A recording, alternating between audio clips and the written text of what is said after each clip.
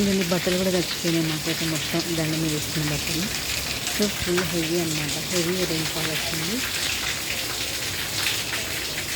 Almost 1 hour అవుతుంది మాకు వర్షం కూడా కాబట్టి బట్టలు తడిచిపోయాయి. అండ్ ఇంట్లోకి కూడా వాటర్ వచ్చాయి చూడండి, ఇది మాకు వరండా, ఇంట్లోకి వాటర్ వస్తాయి.